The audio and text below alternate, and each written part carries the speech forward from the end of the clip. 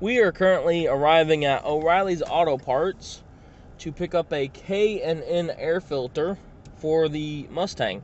Now, I've not seen the current air that's going to be in the video. I apologize, it's the sun. But I've not seen the current air filter in the car. I'd imagine it needs to be replaced if I had to guess. But it is the K&N high flow air filter something.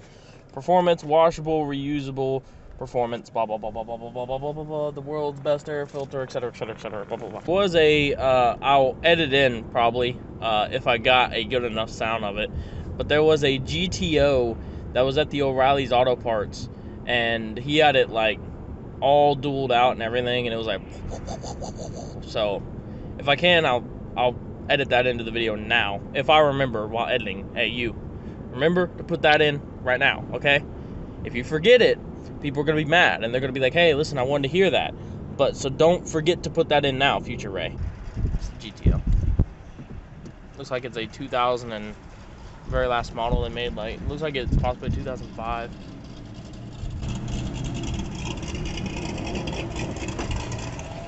So, hopefully I remember right there to do that. But, we're going back to the house, going to figure out how to get to the air filter. Once we get to the air filter, we're going to see what it looks like inside the air filter, and then put a new air filter. As you can see, it is a very lovely day, but it is absolutely super windy. So, I got the car open, and I'm going to guess this is the air filter, going by common logic. It is a little bit dusty. I'm going to have to clean all that, and I will clean all that. Man, that's super dusty back there. Holy crap. Got a vacuum right here just in case there's anything we have to vacuum out of it. So let's go ahead and jump into it. So, and the wind is picking up the wind is very bad, but I'm going to try to use myself to block the wind and where it's coming from.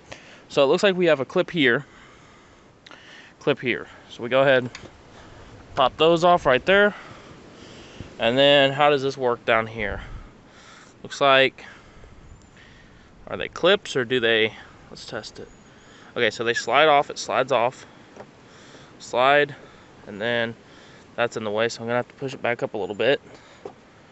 Okay, good look at this thing. Ooh, definitely a little bit. We got some darkness right there. A couple of bugs stuck in there, or leaves. What's it look like overall though? Pretty dirty down in there. Oh yeah, definitely dirty as you get to the center. Got some of that right there. So let's go ahead and look below, because we need to see if there's any debris in here, and there is quite a bit of debris. So let me get you guys in here. There's gonna be some leaves and stuff. We're gonna go ahead and take the vacuum I got right here, stick it down in there, suck all that out so that won't be there or in the way or anything. And then we'll get the new filter, go ahead and put it in. All right, I'll be back in a second, guys. Got all that out now. I'm probably gonna take a, let's go ahead and see if we can pop the trunk. Is it this button? Not that button. Is it this button? I was one too low. That dirt and stuff that was down in there is now gone. So now, bam. We're gonna put this thing in. So let's go ahead and get that done.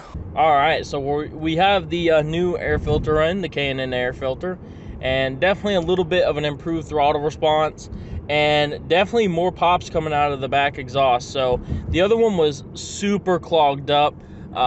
It had a bunch of dust and dirt in it. I cleaned all that out, sucked it all out with a vacuum and everything, and it's definitely worth it. I think it just became too clogged with a bunch of dirt and dust, to be honest, because it had the factory air filter from the factory. It's never been changed. So, and this has 70,000 miles on it. So it was very dirty. Upon putting the new filter in, you know, it's definitely improved the response time of when I hit the gas and it goes by a little bit, just by a little bit, not like major.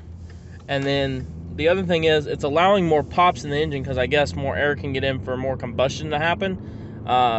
Like I said before, it was completely stopped up. So I think doing that allowed it to breathe, you know what I mean?